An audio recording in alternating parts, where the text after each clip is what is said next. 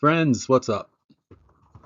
So if you've never dealt with a trailing drawdown before, what I'm about to show you can completely change the way you think about risk in a funded account. Now at our firm, Paragon Funded Trader, we don't have a trailing drawdown, so this doesn't apply to us, but most firms do. But at our firm, your maximum trailing drawdown after you've been being funded is the original account value. That's as high as it'll go. Doesn't matter how many thousands you make. All right.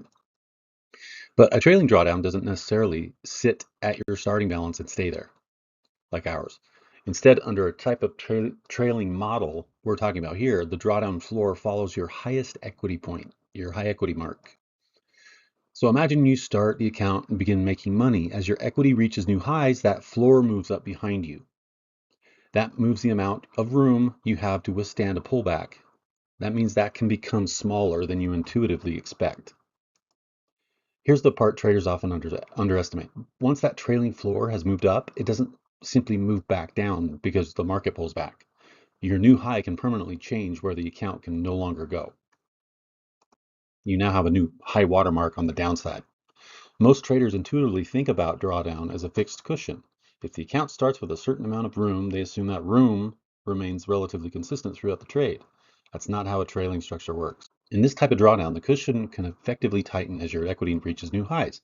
So a pullback that would have been completely normal earlier in the account can become an account ending event later. And this creates a really strange psychological situation. You can be having a winning day, you can be substantially above your starting balance, and yet you can still be getting closer to the point where a normal pullback ends the account. The first thing you need to know is exactly what type of drawdown your firm uses. Don't assume that every funded account calculates drawdown the same way. Understand what causes the threshold to move and what it's based on and whether it can move back. The practical response is to think about protecting gains rather than simply maximizing the account's highest equity point.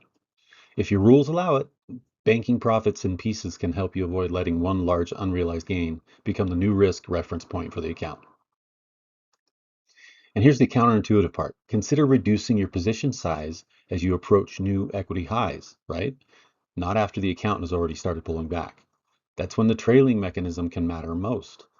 Most traders naturally become more aggressive when they're winning. With a trailing drawdown, that can be exactly backward. New highs can be the time to become more conservative because that's when your drawdown floor may be moving with you. All right, traders, let me know if you have any questions and trade well.